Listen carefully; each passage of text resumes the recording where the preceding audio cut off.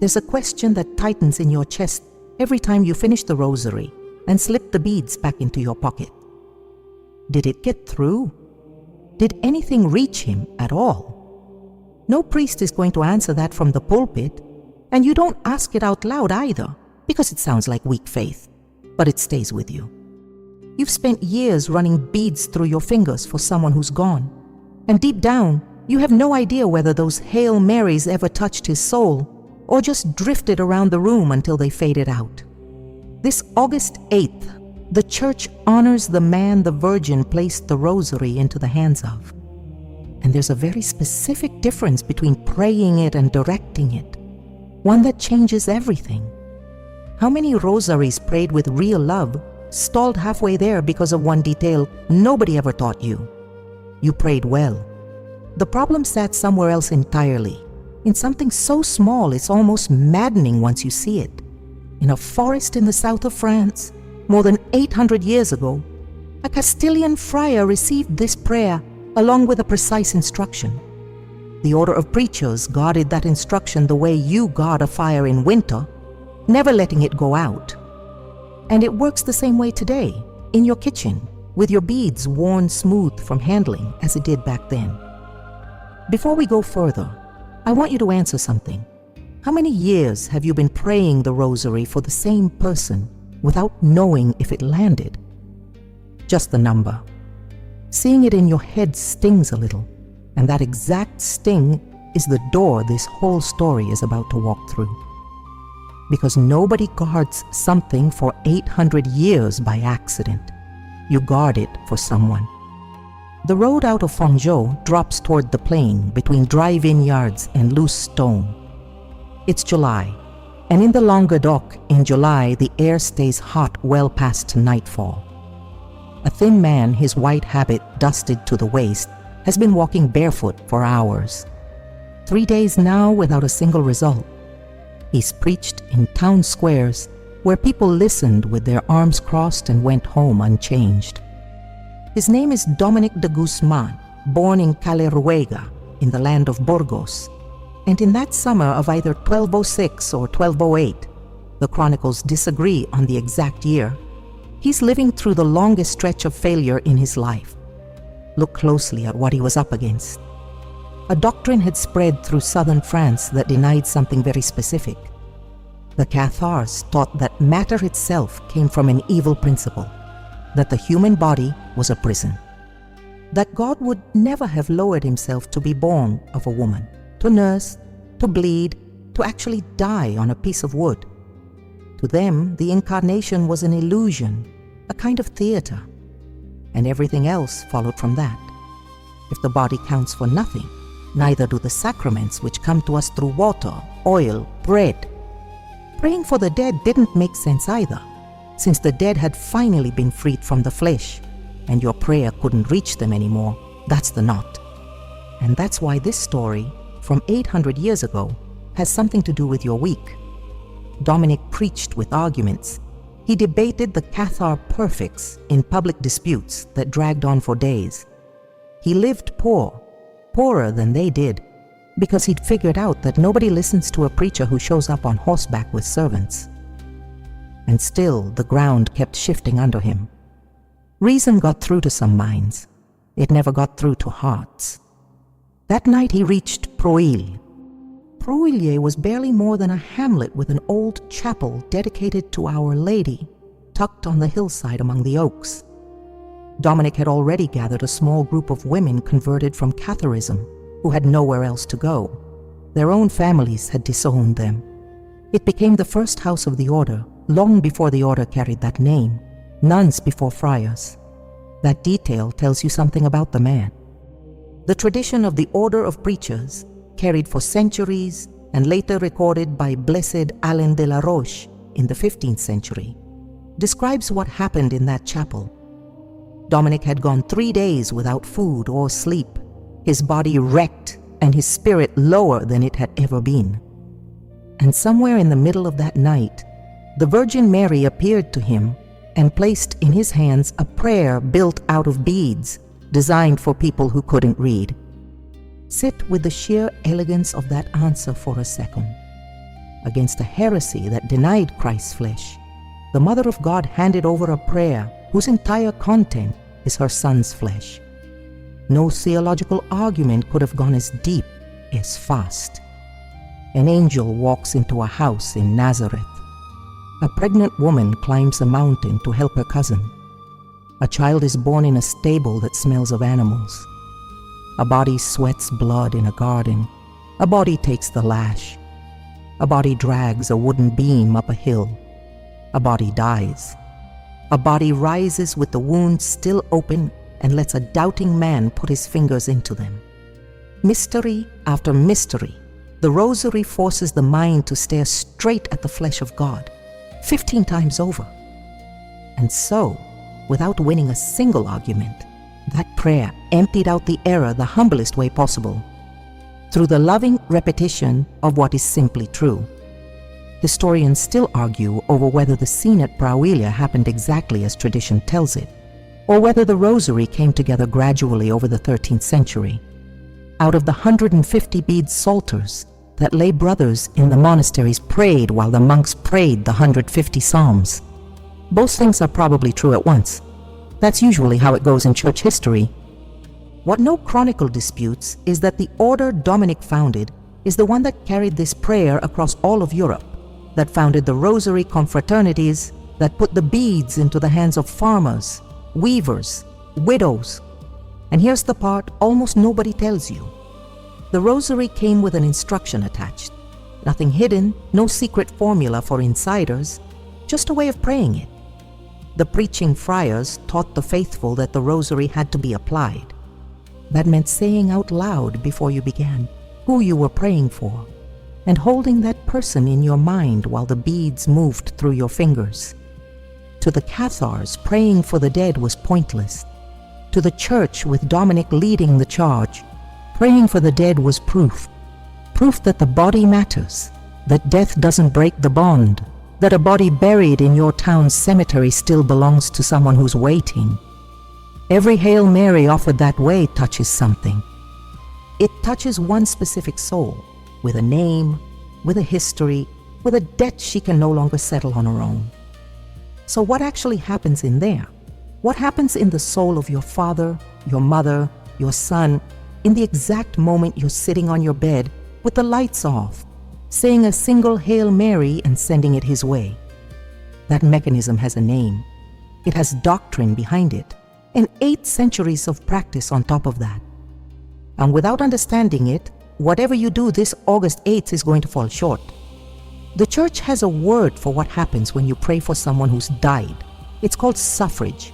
It comes from the Latin suffragium, which originally meant the vote one person cast on another's behalf in an assembly.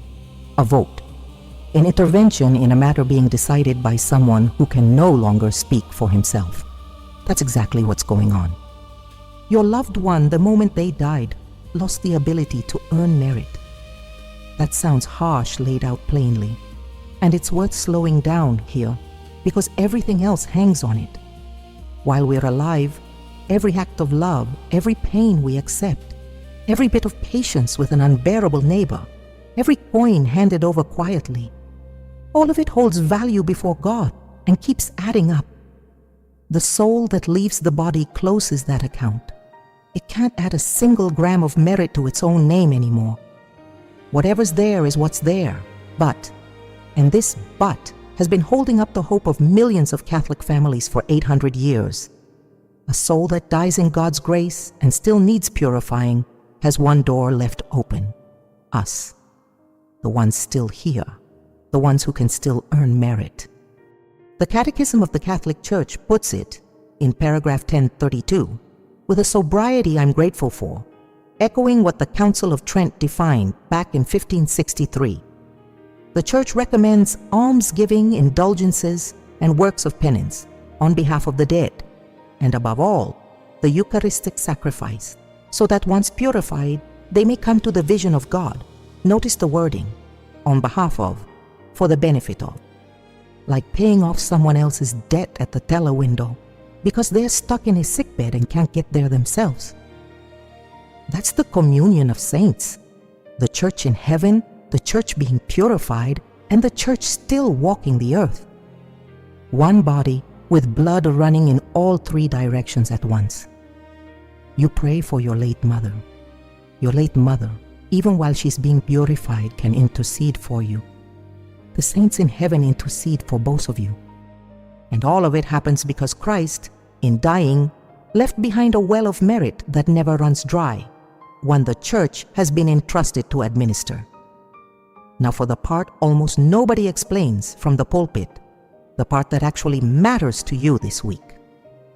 Theologians have always drawn a line between two ways your prayer can help someone who's died. The first works through intercession.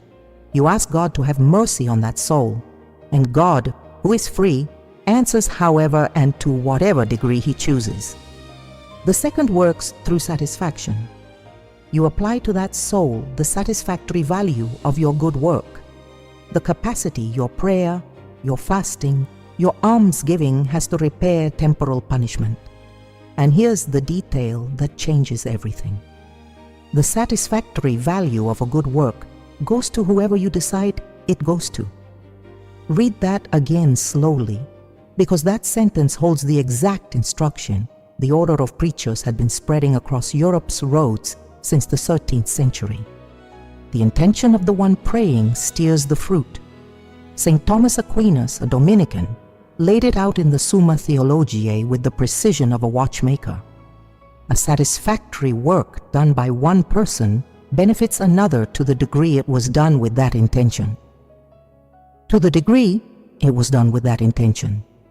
That's why the White Friars taught ordinary people to say the name before they started. That's why the Rosary confraternities, which spread out from Cologne starting in 1475 across all of Christendom, kept a written record of the living and the dead members, and every rosary said by a member of the confraternity was applied to that exact list. None of that was pious paperwork. It was theology applied with your own two hands. And that closes the question I left hanging a while back. What the order guarded for 800 years like a fire that couldn't go out. What they guarded was this: the prayer gets aimed. You give it a recipient. You say it before you start, out loud or in your heart, who it's for.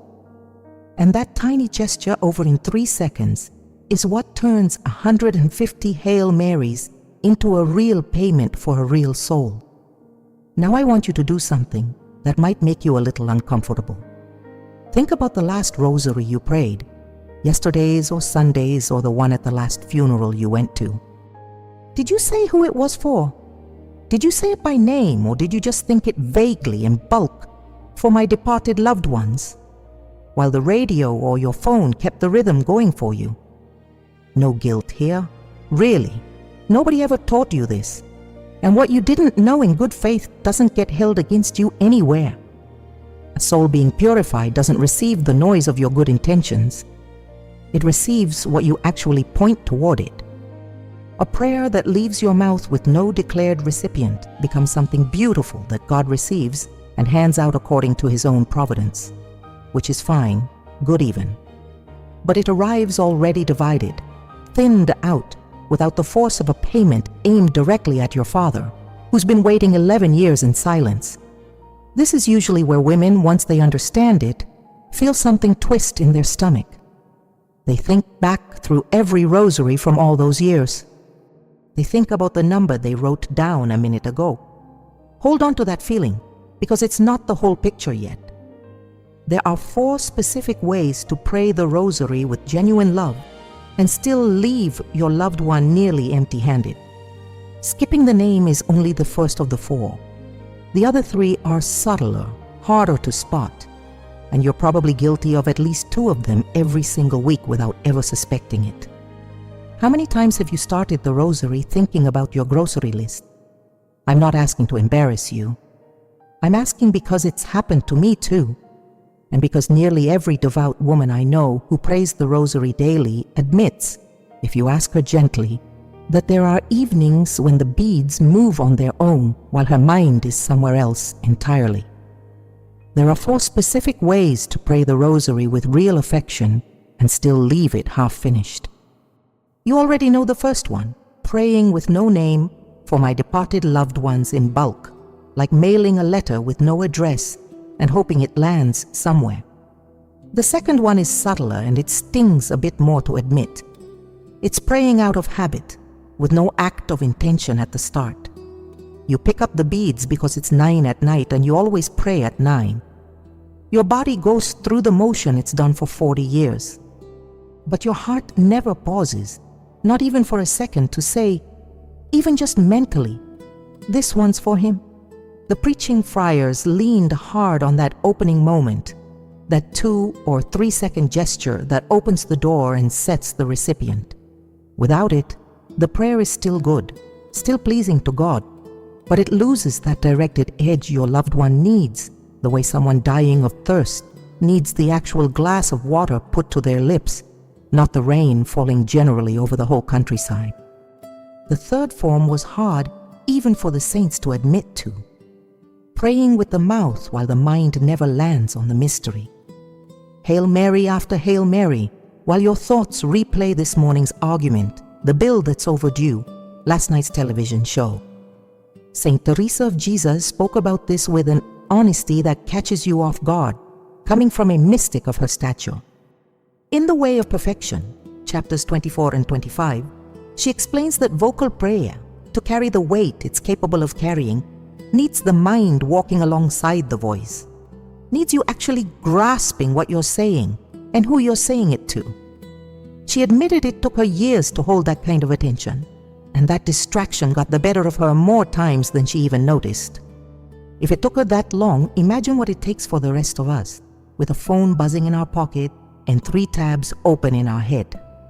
But pay attention to what she thought right after that, because that's where the way out is. She never asked for some permanent state of rapture or the kind of focus a cloistered nun spends decades training for. Just coming back was enough. Every time the mind wandered off, return to the mystery. No anxiety, no self-punishment. The same patience you'd use calling a child back from a game he got lost in. That return, done 10 times over the course of 1 rosary, counts for more than you'd think. The fourth form is the one almost nobody names, and is the most common one among devout women like you. Praying a single rosary split across 20 intentions at once. For the grandson starting school, for a sister's health, for the son-in-law's job, for world peace, and somewhere squeezed in between all of that, for your loved one. Every intention gets a crumb. None of them gets the whole loaf. Let me tell you something that happened in a village in Castile more than 30 years ago, which a Carmelite sister recorded in her memoirs, leaving out the names out of discretion. A woman had spent 40 years praying the rosary every night for her husband, who died young, in an accident that left her a widow with 3 small children. 40 years of the rosary, every single night without missing one. Not at Christmas, not while sick with a fever. A kind of faithfulness you rarely see across a whole lifetime. And yet in all that time, she had never once said his name out loud at the start. She prayed thinking of him, feeling him near, with her heart set on his memory, but never with those exact words that opened the door. This is for you, Manuel. Tonight is yours. A confessor pointed out almost by accident one day when she mentioned in passing how many years she'd been praying for her husband. He asked her quite simply whether she began the rosary by saying his name. She sat with that a long moment. Then she said no. She'd never thought of it that way. She just assumed God already knew who she was praying for. That very night, something so small it's almost hard to describe changed everything. She started the rosary the way she always did, kneeling beside the bed, holding the same beads worn smoothed from decades of use. But before the first large bead, she stopped, closed her eyes, and said his name quietly, slowly, the way you introduce someone in a crowded room. Manuel, this rosary is for you. This whole night is yours. She didn't feel a light or a chill, or any of the dramatic signs sometimes described in more sensational stories. What she felt, in her own words, was a different kind of peace than usual. As if for the first time in 40 years, The door had finally closed all the way instead of standing half open. The sister who recorded her account added a thought worth carrying with you tonight. 40 years of faithful love are never wasted because God sees the heart before he sees the technique. But a 3-second gesture, repeated every night, multiplies that love into something the departed soul can now receive with a precision it never had before. Think about your own rosary now. Tonight's, if you haven't prayed it yet, or tomorrow's. Think about the name you're going to say before that first bead, Avila, 1554. A 39-year-old Carmelite nun, nearly 20 years into religious life, is carrying something she herself would later name bluntly lukewarmness. She still prayed. She still kept up appearances. But prayer had turned into a habit with no fire behind it. And for a long stretch, as she confessed herself in the book of her life, she nearly gave it up entirely, convinced her soul was too stained to approach God with any confidence. A Dominican friar brought her back. His name was Vicente Barón, a man of study, the kind of confessor who never let a pious excuse slide by unexamined.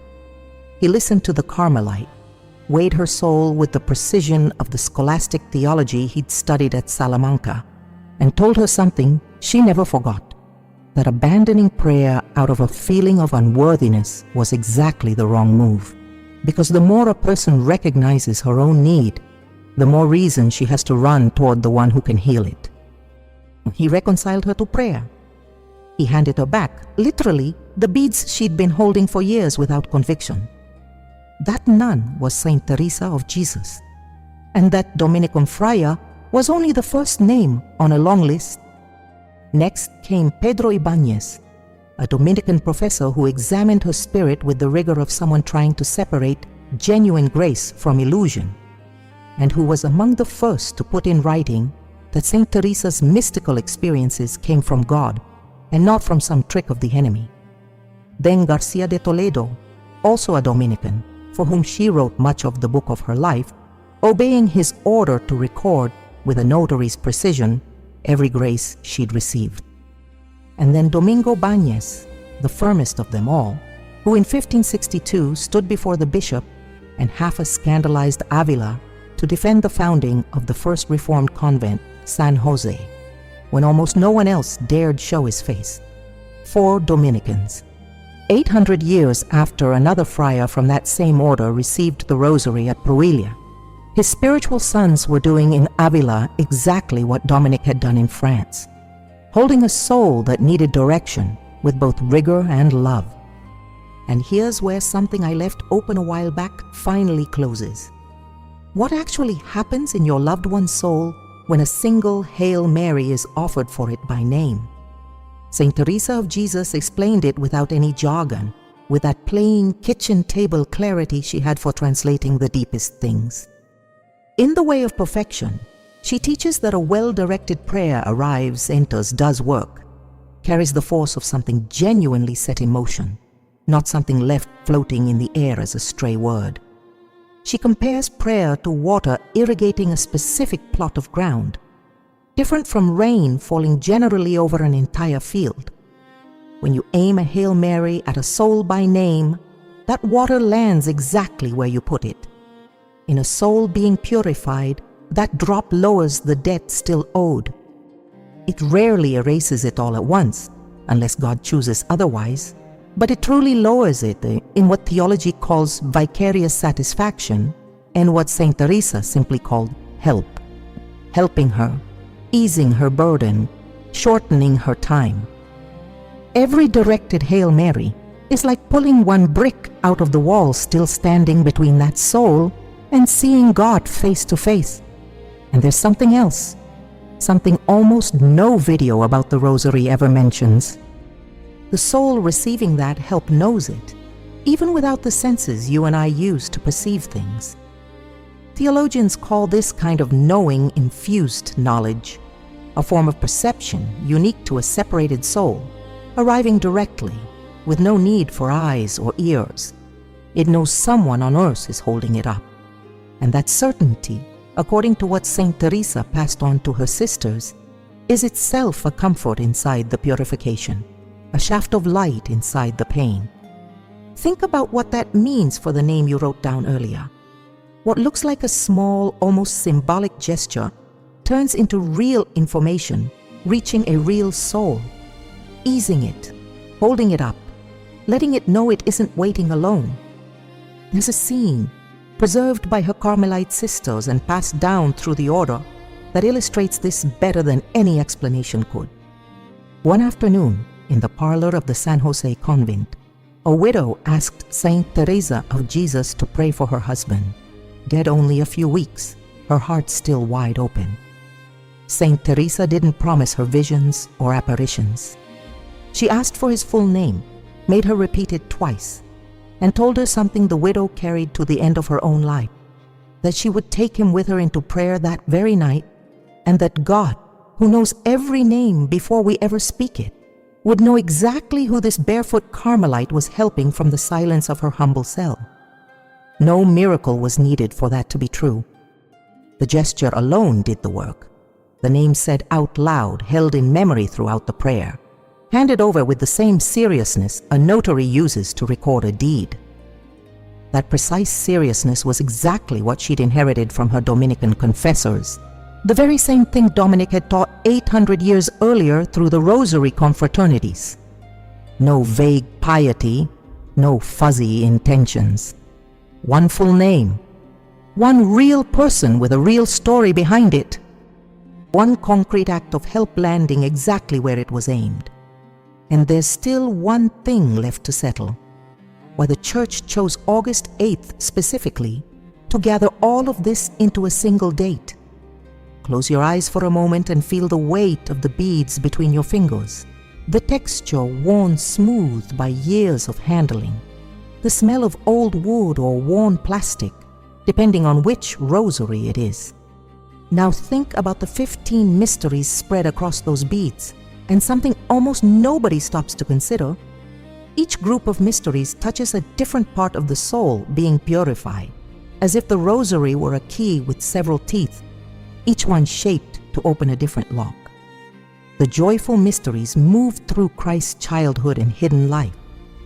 The Annunciation, the Visitation, the Nativity, the Presentation, the finding of the child in the temple.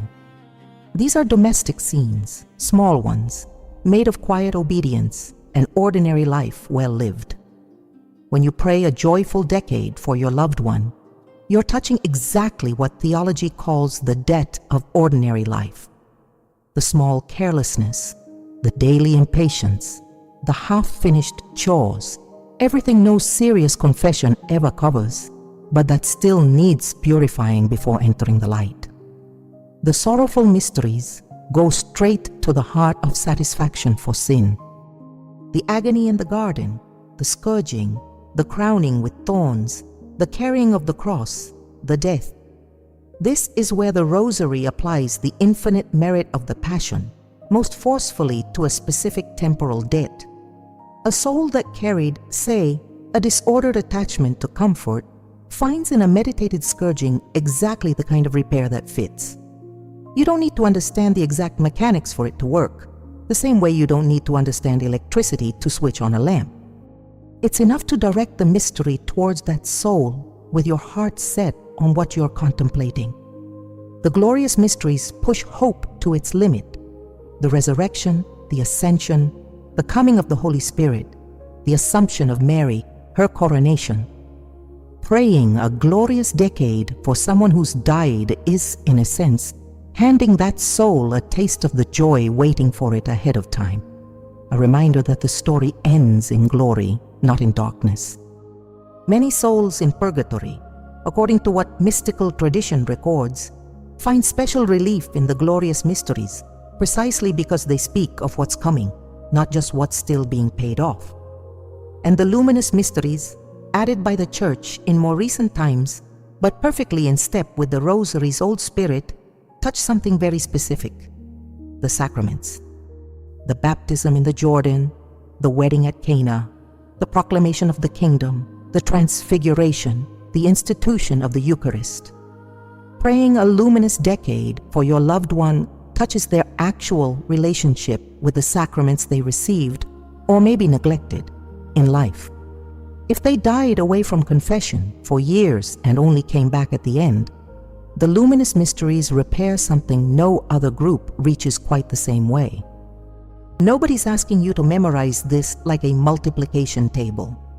Praying with even a rough sense of which area each group touches changes the quality of your attention without you having to force anything. An older Carmelite sister once told a story about her mother, an unschooled woman from a small town who carried that correspondence in her body more than in her head. Tuesdays and Fridays, she prayed the sorrowful mysteries for her husband, a man who'd been violent at points during their marriage and whom she never once stopped praying for, with a faithfulness the daughter found hard to understand as a young woman. Sundays, she prayed the glorious mysteries because she said her husband needed hope just as much as he needed repair. Nobody had ever taught her theology. A widow's intuition, one that truly loved, had been enough. Think about your own case. If your loved one had a hard temperament, the kind that was tough to deal with day to day, the sorrowful mysteries might suit them especially well. If they lived with fear, with little hope, the glorious mysteries might be their most urgent medicine. If they drifted from the sacraments at some point and came back late, the luminous mysteries touch that exact wound. You don't need a doctor's precision. God isn't asking for a perfect diagnosis. What He's asking for is sincere intention, aimed, placed with love on one specific person. But knowing this correspondence helps you pray with more awareness, more weight, the kind of attention Saint Teresa asked for when she spoke of understanding what you're saying and who you're saying it to. And that brings us, almost inevitably, to a question you may never have thought to ask. If each mystery carries this specific force, why did the Church settle on August 8th as the day this whole inheritance gets remembered with special intensity? The answer involves a date, a death in Bologna, and a calendar change almost nobody knows about. Before we get there, hold on to a simple image for a moment. Picture a garden with 4 different kinds of soil, each needing a different kind of watering to bear fruit. The dry soil of a neglected ordinary life, the cracked soil of serious sin needing deep repair, the soil that's just waiting to know spring is coming, and the soil that lost touch with the water of the sacraments for too long. One rosary, prayed slowly through the 5 mysteries of a single group, waters one kind of soil thoroughly. All 5 groups spread across the week end up watering the whole garden.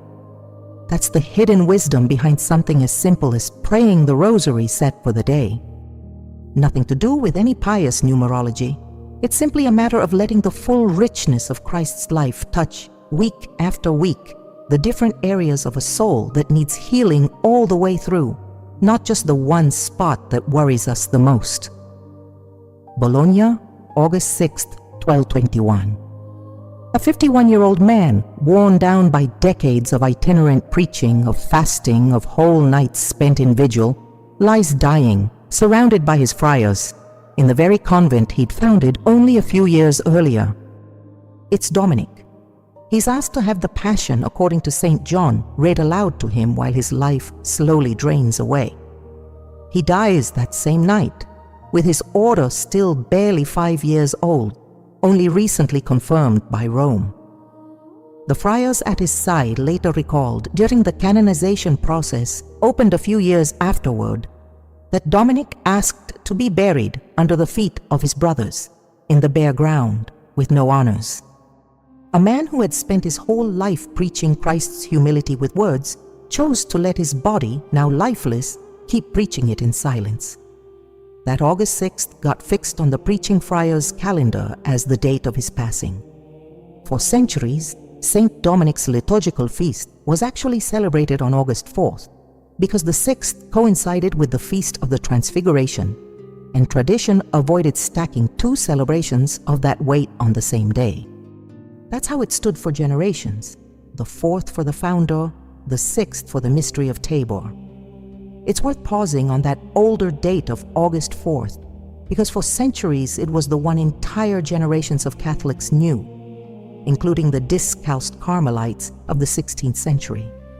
The Rosary confraternities used to organize processions, novenas, and special acts of devotion on that day, always carrying the same double intention: honoring the order's founder and applying the full fruit of the prayer to the departed listed in the confraternities book.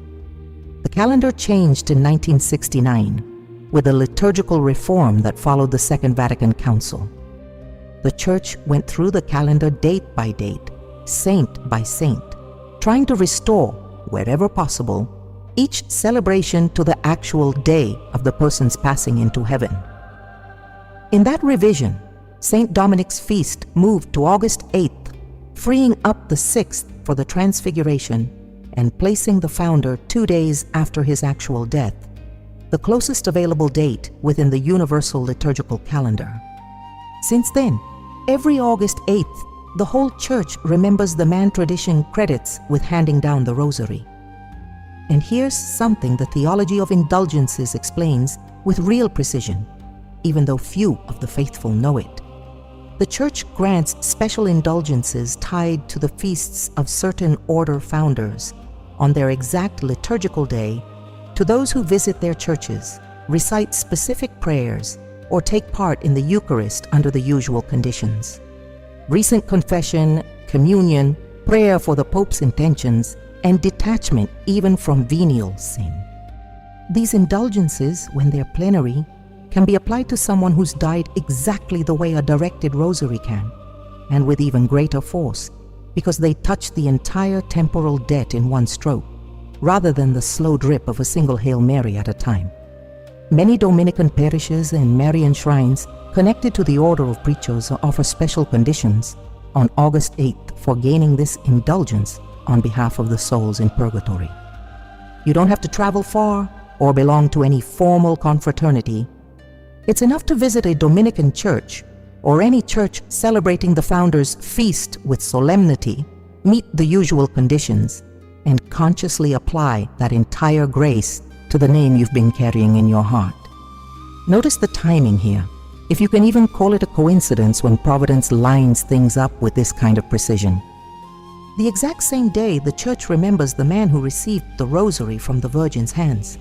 A window of special grace opens up that can be applied to the very purpose that prayer was given for in the first place: freeing souls. Every Hail Mary prayed with love always carries the same weight before God, on any day of the year. That much is worth keeping clear. August 8th stands out because of the context surrounding it: the liturgical feast, the added possibility of the indulgence, the living memory of that man at Prouille, all converging on a single date on the calendar, the way every thread of one tapestry meets on the same day. It's also worth saying something about the actual conditions the Church requires for plenary indulgences, because plenty of the faithful assume praying alone is enough and get caught off guard the day they finally ask their priest.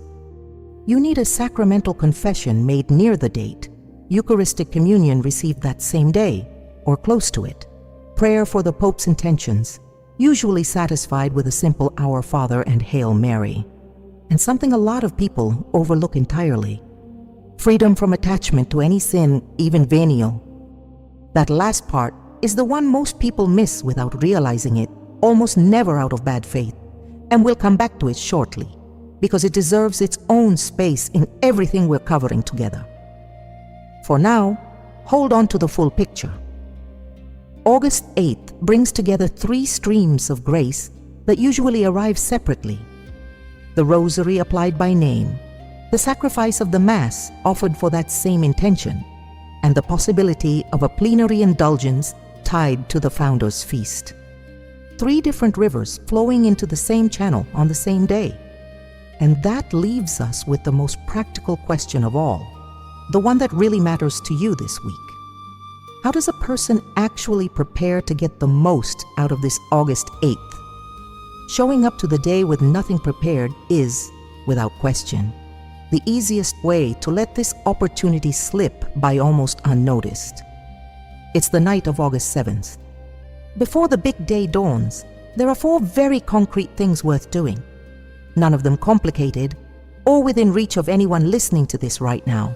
Whether you're on your sofa or already in bed, whether you've got energy to spare or barely any, whether your calendar is wide open or packed to the last minute.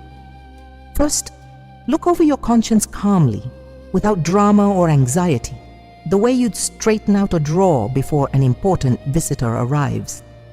You don't need a years-long examination.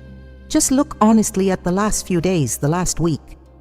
If something serious comes up, or even just something that's been weighing on you, get to confession before the 8th.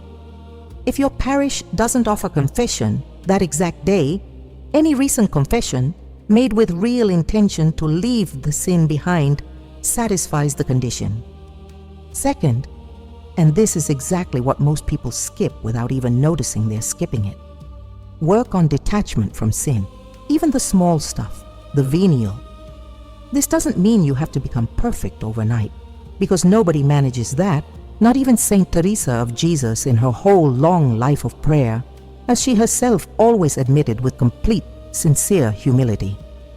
It means something far more concrete and far more reachable. That on the night of the 7th, before you fall asleep, you tell God honestly that you don't want to cling to any sin, not even the small ones. Not that white lie you let slip without thinking, not that impatience with your neighbor. You repeat every week as if it were unavoidable, when it isn't at all. That act of will, made from the heart, even though you know from experience you'll slip again tomorrow, is exactly what the Church asks for in order to gain the plenary indulgence. Third, prepare the name. Write it on a small piece of paper if that helps fix it in your mind, or simply repeat it to yourself several times that night until you feel like you're carrying it on you, the way you'd put on a heavy coat before stepping out into the cold. For the beloved father who's gone. For the mother who took so much unsaid with her. For the son who left too soon, leaving the house too quiet. For the husband you argued with and never fully made peace with before he died. A splinter you've carried inside for years that never quite worked its way out. That's the name you're going to bring with you to Mass on August 8th, and to the Rosary you'll pray that same day. I want to pause here a while, because deep inside the mansions of the soul, in that part of ourselves we almost never bother to look at, is exactly where everything that follows gets prepared. Saint Teresa of Jesus taught in the interior castle that before receiving the great graces, the soul needs to gather itself, go inward, leave the noise of the world outside, even if only for a few minutes. The 3rd and 4th mansions describe exactly that slow crossing, that movement away from a scattered, somewhat surface-level prayer life toward a prayer that's more recollected, more attentive, able to receive what God wants to give without the usual distraction wrecking everything at the last moment. You don't need to be a mystic to apply this. It's enough to turn off the television 10 minutes early that night of the 7th. It's enough to leave your phone in another room while you pray. It's enough to sit in silence, even in your own kitchen, holding something warm in both hands, and let your heart settle down slowly before you speak the name you'll carry with you the next day. Fourth and last, if you can manage it, find out whether your parish or a nearby Dominican church has anything special planned for the August 8th feast. Many communities offer an evening Mass the night before, which already counts liturgically as the full celebration of the feast. Others organize a community rosary that same afternoon, the whole church praying aloud together, bead after bead, one body breathing in rhythm. Going as a community isn't essential. God hears a solitary prayer said in a bedroom exactly as well as one said in a church packed to the last pew. But praying alongside others, when it's possible, adds something worth seeking out on days when your strength or your spirit is running low. There's a scene I find myself remembering when I think about this kind of preparation. A discalced Carmelite from a convent out in the countryside once said her own grandmother used to spend the afternoon of August 7th cleaning the whole house, as if expecting company. When her granddaughter asked why all the fuss on an ordinary day, the grandmother said someone important was coming to dinner tomorrow. The granddaughter, fairly puzzled by all the effort, couldn't quite work out who she meant. Her grandmother smiled and said she was expecting the soul of her late brother, whom she planned to carry in her heart through the whole of the next day's Mass, and that you don't receive someone that dear into a dirty house. That image sums up what preparation means better than any theological explanation could. You don't need to scrub any actual house. You need to clean your heart with that same care, that same loving anticipation, that same sense that tomorrow something is coming that deserves to be received with dignity. With these 4 things ready, the soul is set. Only one last step remains, the most important of all, the one that happens tomorrow, with the first light of August 8th already coming through the window. What if the morning of August 8th began differently from every other? You don't have to change your alarm clock or get up as if it's some major holy day. Just the moment you open your eyes, before you check your phone, before the coffee maker's even on, say the name you prepared the night before, quietly. That's it. One name and one short line. Today is your day. I'm going to help you with everything I've got. The first step of the morning is Mass. If your parish celebrates Saint Dominic's feast with a Eucharist that day, go. And when you arrive, ask the priest, before Mass starts, or afterward if you'd rather keep it discreet, to apply that day's Mass intention to the soul you're carrying. You don't need a long speech. One line is enough. For the soul of my father or my mother, or whoever it may be, may they rest in peace.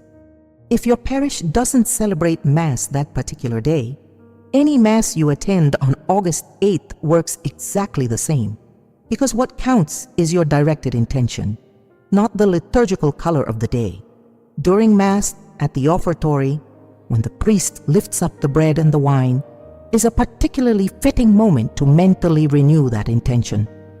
It's the moment the whole church, joined to Christ, offers the one sacrifice that outweighs any vocal prayer on its own infinitely. Aim the name you're carrying straight there, with your whole heart. The second step is the full Rosary. All 4 sets, or at the very least one complete set of 5 mysteries, rather than a stray decade or a single mystery on its own. Prayed with the intention declared right from the start. Before the first bead, here's a short line you can memorize and repeat every time you begin a new decade. For you I pray, for you I offer this, for you I hope to see you in the light. 3 short lines. Easy to remember even when sleep or exhaustion are pulling at you. Repeat it at the start of every decade, not just once at the beginning of the whole Rosary. 5 times total if you're praying all 5 mysteries. That repetition keeps the intention awake, keeps your mind from drifting off to the grocery list the way we talked about earlier, and reinforces at every stretch of the Rosary exactly where that prayer is headed. If you get to choose which set of mysteries to pray, and you remember what we covered about how each group matches a different wound in the soul, choose whichever fits your loved one's life best. If you're not sure, or you simply don't have time to think it through, pray the glorious mysteries. Hope never hurts, and no soul goes wrong receiving a reminder that the story ends in light. The third step is the final gesture, the simplest of the 3, and maybe the most moving. Before the day ends, well into the evening, light a candle if you have one at home, even one of those small ones kept around for power outages. Nothing special or store-bought for the occasion is needed. Light it, set it somewhere visible in your house, and stay there a full minute, silent, watching it, thinking of that small flame as the light you're wishing for that soul. The light it's walking toward, in part because of what you did for it today. Blow it out whenever you like. There's no required ritual attached to that final gesture, no magic formula, no hidden superstition. It's simply a human way of closing the day with your heart still resting where it stayed all day long. Mass applied, the rosary directed with that line repeated through every decade, and the candle lit as the night closes. 3 steps, none of them complicated, all within reach of anyone with goodwill and a bit of time. And if the day gets away from you, work pulls you under, the grandkids need you, or your body just doesn't cooperate, don't be hard on yourself for not pulling off all 3 steps like a checklist executed perfectly. God looks at the heart behind it, not flawless execution of a to-do list. If all you can manage is the directed rosary, do it with your whole soul and trust that done with real love, it's already an enormous gift to the one receiving it. If you also manage the Mass and the candle, even better. But the love you put into what you actually manage to do outweighs any anxiety over what's left undone. Think, too, about something that tends to get lost in all this practical detail. This August 8th doesn't have to be the only one. Nothing stops you from repeating this same pattern every year, turning Saint Dominic's feast into a fixed date on your spiritual calendar, a day circled in red, given entirely to the person you carry in your heart. Souls in Purgatory, according to the Church's tradition, especially appreciate that kind of constancy. A faithfulness sustained year after year that carries even more weight than the intensity of one well-lived day. Exactly like that widow who prayed 40 straight years of rosaries, missing only until someone finally told her the detail of saying the name out loud. And now, after this whole path we've walked together, come back for a moment to the question pressing on your chest at the start. Did it get through?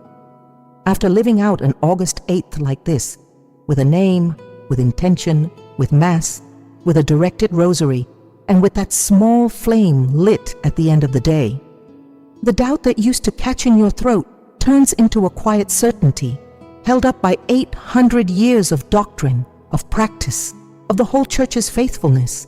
It reached him. It truly reached him in time, exactly the way you aimed it. Stay a moment longer before you move from where you are, because what you just received isn't a small thing. You now know there's a real difference between praying the rosary and directing it, and that difference isn't some mystery locked away in books nobody reads anymore. You know it now. You're carrying it with you. You know a Castilian friar received, on a night of failure and exhaustion, the prayer that's still passing through your fingers every night 800 years later. You know that same friar founded an order whose spiritual sons, centuries on, walked beside Saint Teresa of Jesus through the most decisive moments of her life of prayer. And you know, above all, that a name said aloud before the first bead changes the destination of that prayer in a way no sermon has ever spelled out for you this clearly before.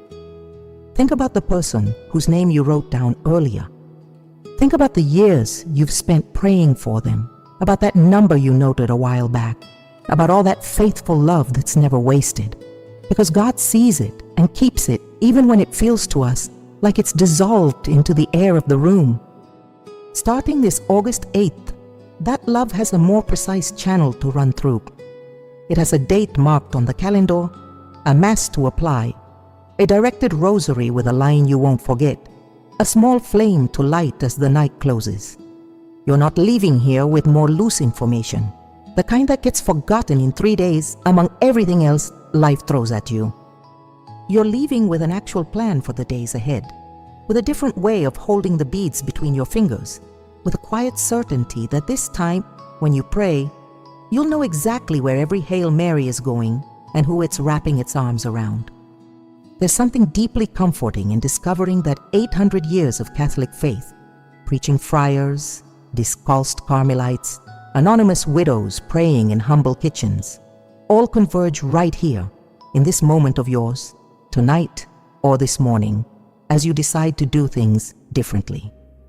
You're stepping, without inventing anything new, into an immense current of love and faithfulness that came before you and holds you up. A current Dominic opened in a forest in France, one Saint Teresa of Jesus kept feeding from her cell in Avila, and one that has now, without your expecting it, reached all the way into your own home. Staying and listening this far has without a doubt been one of the best decisions of your whole day. And since we're on the subject of sustained faithfulness, of the kind of steadiness that outweighs a single dramatic gesture, I want to tell you something you may never have stopped to consider about your own life of prayer.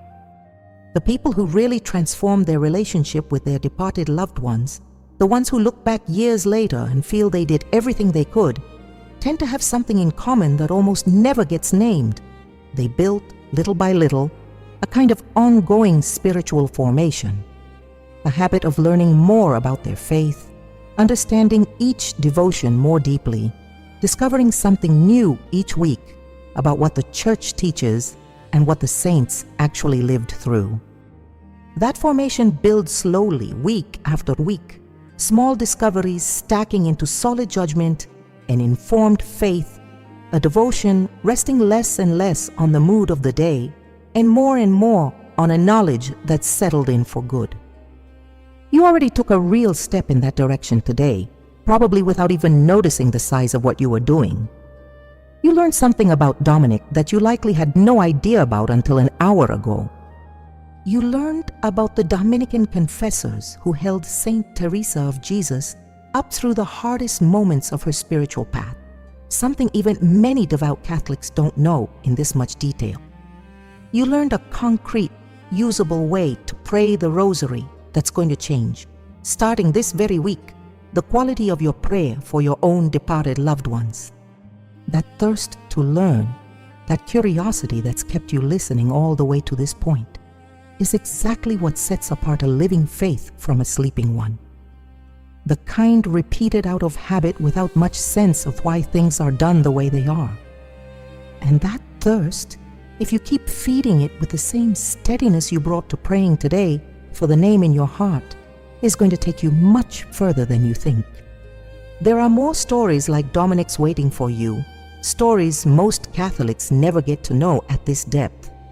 There are more saints whose lives, once you really get to know them and not just what gets mentioned in passing, reveal details that completely change how a person understands their own faith.